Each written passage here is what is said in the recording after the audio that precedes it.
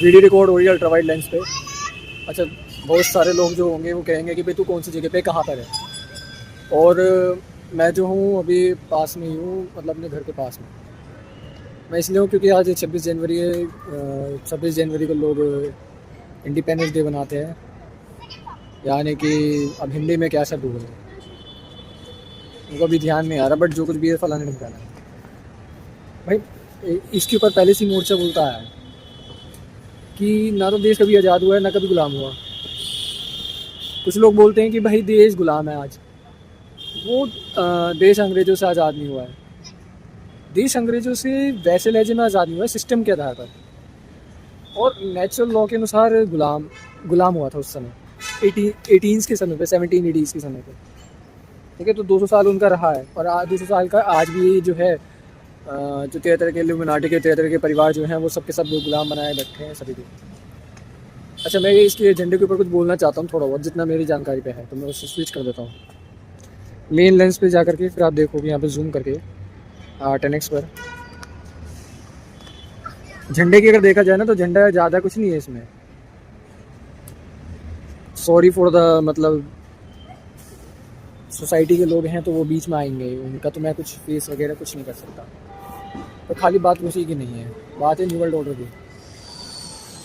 New world order सबसे पहले है कि भाई बच्चे के लिए क्या कर सकते हैं। और इंडिपेंडेंस डे खाली इसी के ऊपर ही नहीं है, तो बस छोटा सा पहलू है मोर्चे के सारे चीज़ों का। जल जंगल जमीन जानवर शिक्षा स्वास्थ्य और न्याय खेती के ऊपर, जो राजनीति के ऊपर और इंसानी धर्म यानी कि ह्यूमैनिटी के ऊपर जो बातचीत चल रही थी और जिसके ऊपर पूरा मोर्चे का बात है, वो उसी के ऊपर हमेशा हम कहते आ रहे हैं कि भाई इसके ऊपर बात होनी जरूरी है। उसका कारण ये है कि भाई बच्चा पहले है। अब न्यू वर्ल्ड ऑर्डर पे 17 सस्टेनेबल गोल्स जो है ये बनाए इन्होंने, इसकी तो एक्सेप्टेशन हो चुकी है, इम्प्लीमेंटेशन भी शुरू हो गई है। और ये इम्प्लीमेंटेशन तो शुरू हुई सबसे पहले इनका बैंकों का तो यही है सिस्टम, बैंकों के माध्यम से शुरुआत करी।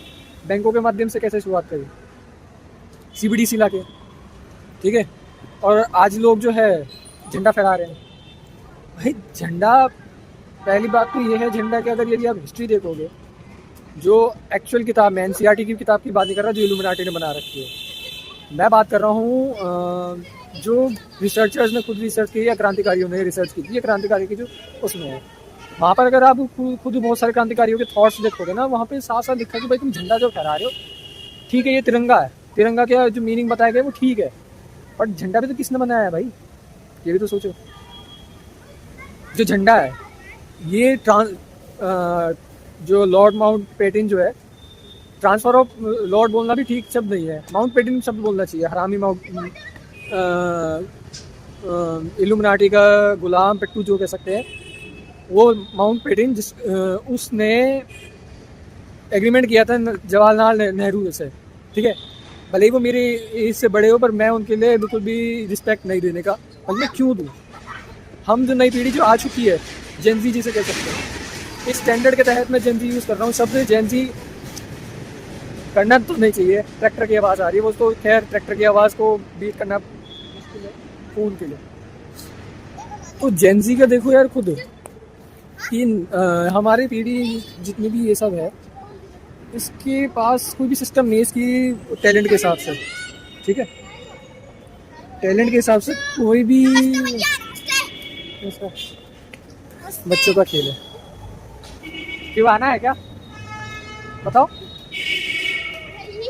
खेलना है तो खेल लो, पर इसमें आके क्या करोगे? मेरा तो बढ़िया कोई चैनल है नहीं ऐसे, मतलब बहुत छोटा सा चैनल है, क्या करोगे ऐसे भी। लेकिन आना है, मजे लेने हैं। नहीं मजे लेने हैं तो आ जाओ, कोई बात नहीं, कोई दिक्कत नहीं है।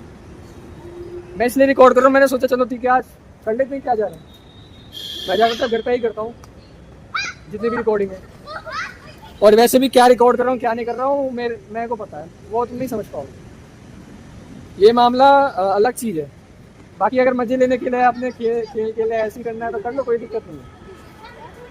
मुझे पता था कि क्या करोगे, पर अभी जो कुछ करना है वो कर लो, कोई बात नहीं, मैं कोई डिस्टर्ब नहीं कर रहा हूँ। अच्छा मुझे ये बता दो, अभी यहीं पे खेलोगे या फिर वहाँ जाके खेलोगे? अच्छा नहीं, फिर इनका कैसा होगा? ये भी तो इनके भी लग सकती है ना, इनके भी तो लग सकती है। आईफोन नहीं है, iQOO का है, Vivo iQOO, BMW legendary edition है iQOO 13, वही स्नैपड्रैगन 8 एलीट वाला जो 2024 के एंड में लॉन्च हुआ था, देखना चाहोगे पकड़ के? लेकिन हाथ में पता नहीं आ पाएगा, नहीं छोटे हाथ है, मेरे तो बड़े हाथ है। ठीक है मैं कर देता हूँ। बीच में बच्चे आ गए थे, ऑफ कोर्स बच्चे खेल रहे हैं, बड़े बच्चों के खेलने में क्या है। एक्चुअली मैं बच्चों का, मेरा भी यही हाल था पहले के समय में। अगर मैं बच्चों की बात बताऊँ तो मेरा भी यही हाल था।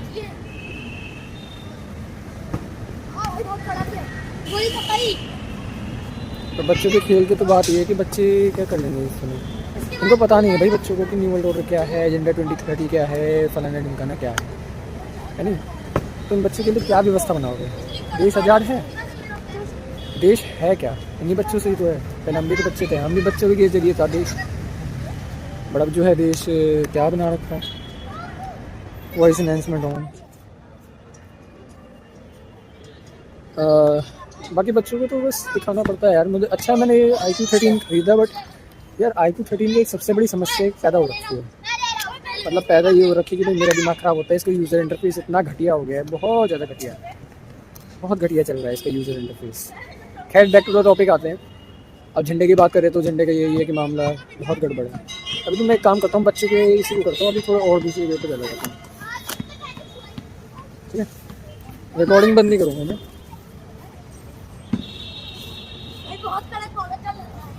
अब से बाहर जाके ही बनाया है अभी तो।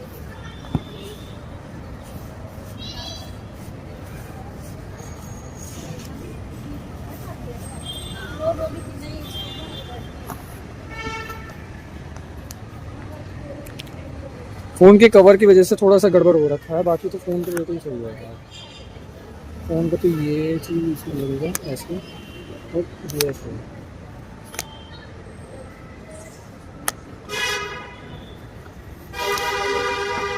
अब इन बच्चों को एक्सपीरियंस हो गया होगा, छोटे बच्चों को, कि भाई ट्राइपॉड क्या चीज़ होती है।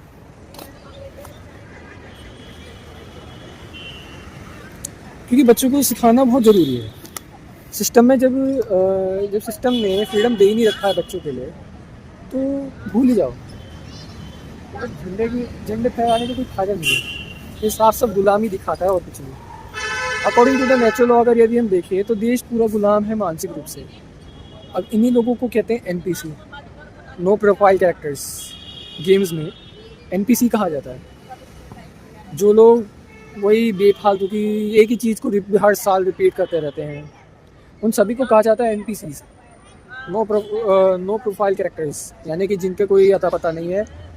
ऐसे चरित्र वाले लोग, ठीक है, ऐसे चरित्र वाले लोगों को कहा जाता है NPCs। अब मैं ज़्यादा इसके ऊपर ज़्यादा बोलने वाला नहीं हूँ, क्योंकि गुलाम लोगों को क्या बोलूँगा। और इन्हें, हाँ एक चीज़ और, इन्हीं लोगों को गुलाम कहा जाता है, तो फिर झंडा फहराने का कोई सेंस नहीं बनता।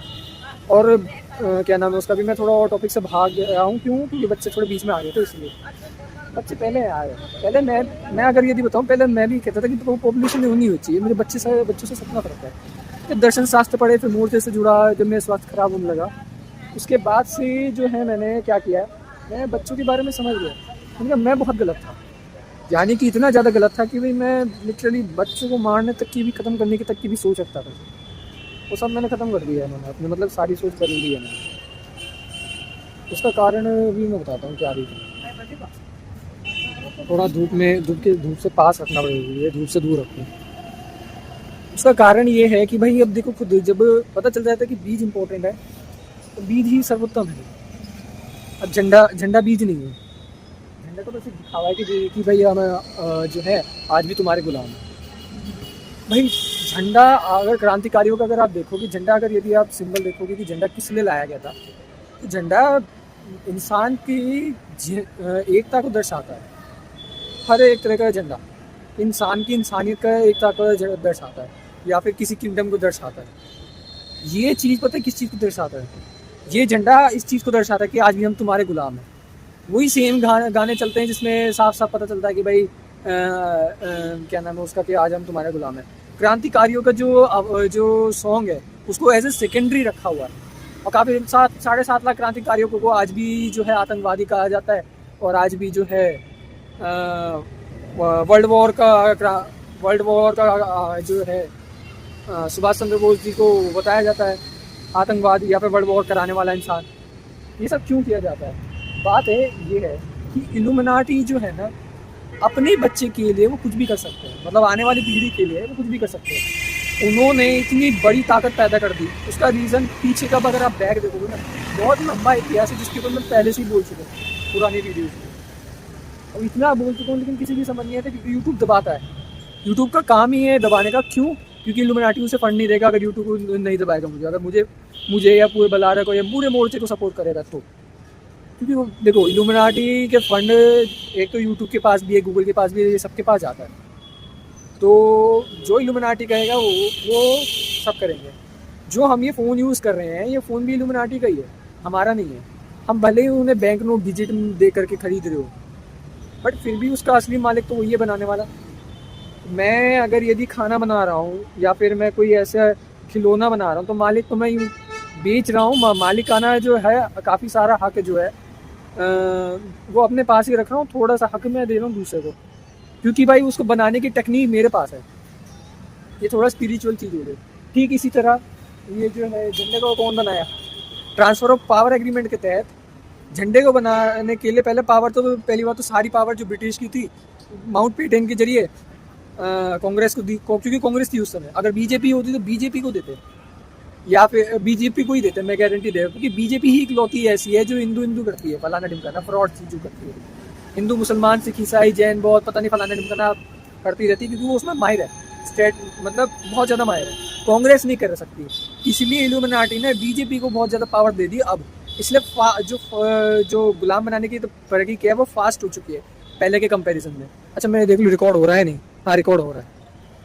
तो यही रीज़न है कि भाई इल्यूमिनाटी जो है बीजेपी को इसलिए सपोर्ट कर रहा है, और बीजेपी इस चीज़ को बहुत ज़्यादा प्रमोट करती है। और बीजेपी की आप न्यूज़ देख लेना, बहुत ज़्यादा प्रमोशन है, क्योंकि ये प्रमोशन ऐसा वैसा प्रमोशन नहीं है, ये बहुत गहराई वाली चीज़ है। ये अनुभव का भी विषय और ये रिसर्च का भी विषय है, जिसके ऊपर मैं बहुत समय से कर चुका हूँ। मैं गेम्स ऐसे ही नहीं खेलता हूँ, ऊपर से मैंने हाई एंड फ़ोन इसलिए नहीं खरीदा कि भाई अपने मज़े के लिए नहीं। नई पीढ़ी को कैसे समझाओगे?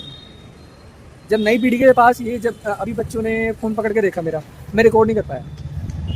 मैंने भाई मेरे पास एक ही फ़ोन है, दूसरा वन प्लस मेरी मम्मी के पास है, मैं उसे यूज़ नहीं करने वाला। अभी वन प्लस में कुछ इशूज़ हैं, वन प्लस का इशू भी मैं रिजॉल्व करूँगा। इवन आईफोन में भी साला इशू बहुत दिमाग खराब करती है। तो ये बात है, ठीक है। अब इतने सारे फूल इन्होंने फूल तो गिरा दिए, चलो ये खाद की तरह काम करते हैं, ये कोई बात नहीं। अगर यदि ये फूल गायों के पास से रहते, गायों का गोबर इस्तेमाल करते तो बहुत ज़्यादा बेहतर रहता। मैं पता नहीं कैमरे में दिख रहा हूँ या नहीं दिख रहा हूँ, मुझे एडिटिंग में देखना पड़ेगा, लेकिन मैं काफ़ी सारी बातें बोल रहा हूँ।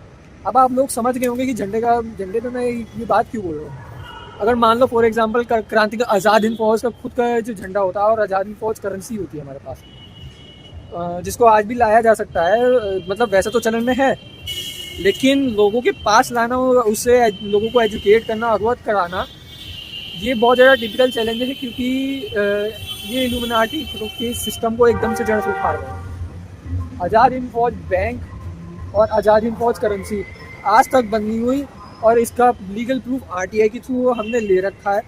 और जो रुपया मूल्य का मापक, वो वाली जो मेरे पास 1100 की किताब रखी है, उस पर भी है पेज नंबर ऐसी कुछ मेरे को ध्यान नहीं है, पर उसके ऊपर बोला गया है कि भाई अभी तक कोई भी ऐसा कोई डॉक्यूमेंट नहीं है जिसमें आज़ाद हिंद फौज करेंसी को स्टॉप करने का, बंद करने का कोई लीगल डॉक्यूमेंट हो। ये मामला जो चल रहा है ना, बच्चों के लिए चल रहा है ये जितना भी सारा खेल, व्यवस्था परिवर्तन के लिए। अगर यदि आपको सोच रहे हो कि ये कोर्ट कचहरी वाली चीज़ है, कोर्ट कचहरी एक छोटा सा पहलू है। जो बड़ा पहलू है वो है आपकी किचन और आपके बच्चे के लिए व्यवस्था। आपका बच्चा, यानी कि आपका बच्चा एक बीज है, जो क्या नाम है उसका, जिसको बचाना हर एक इंसान का कर्तव्य है, ये इंसानियत है। और कैमरे में सिर्फ मैं अपना चेहरा इसलिए दिखा रहा हूँ, मुझे पसंद तो नहीं है चेहरा दिखाना। मैं बचपन से ही सेल्फी के अगेंस्ट हूँ, सेल्फी वाला सिस्टम मैं यूज़ भी नहीं करता। तो ये मामले हैं। अब आप लोग क्या करोगे? मैं ये बातें इसलिए बोल रहा हूँ क्योंकि फिर नई पीढ़ी कम से कम ये तो नहीं कहेगी कि भाई तुम तो इन सब चीज़ों पे बोलते, तुमने यार 26 जनवरी के ऊपर नहीं बोला। भाई मेरे बोलने से कोई फ़ायदा नहीं है। पहली बात, मेरे बोलने से इसलिए कोई फ़ायदा नहीं है क्योंकि पूरा मोर्चा पहले से ही बोल चुका है। मोर्चा क्या, सारे क्रांतिकारी पहले से ही बोल चुके हैं, लेकिन उनको दबाया जा चुका है। चलो मैंने बोल दिया, मेरे को तो दबाएंगे ही, मेरे को तो बिल्कुल एकदम स्टॉप करके रख देंगे लोग, क्योंकि मुझे पता है ये क्या खेल खेलने वाला है। बस यही मामला है, और कुछ ऐसा मामला नहीं है। इन चीज़ों को थोड़ा ध्यान रखना पड़ता है। बाकी बालों के बारे में मेरे मतलब कमेंट मत करना, क्योंकि बालों के बारे में मैं पहले से ही बोल चुका हूँ। और आप लोग सोचोगे कि भाई तो टीवी पे आप कर रहा था, बाहर तो चलो चलो ठीक है, तूने इस चीज़ के ऊपर कर दिया, अब टीवी के ऊपर का क्या करना है? लड़कियों की तरह बाल इधर रख लिए। बाल मैंने इसलिए बढ़ा के रखे हुए हैं क्योंकि देखो ओसडीओ की जो असली ताकत है वो केशे वाले कहते हैं ना कि भाई ओसडी है खाली वो लिया। अबे ओसडी तुमने एक हाथ होगी, लेकिन ओसडी की असलियत में तुम्हारी लगी है बालों पे। मेरे बालों पे तो लगी है, बस थोड़े सा रूखी इसलिए हो गए बाल क्योंकि बाल थोड़े ख़राब इसलिए हो गए क्योंकि मैं घटिया शैम्पू यूज़ कर रहा हूँ और ऊपर से तेल भी यूज़ नहीं कर रहा हूँ, तो ये रीज़न है। और मुझे लगता है कि आप जो है मेरे को शायद चलना चाहिए, मे बी रिटर्न वाला आ चुका है, ठीक है। मैं देख लेता हूँ, मेरा भी अमेज़ोन को कुछ रिटर्न होने वाला है। मैं वैसे भी प्राइवेट कंपनियों से लड़ता ही रहता हूँ। तब तक के लिए बाय भाई, और ज़्यादा कुछ कह नहीं सकता।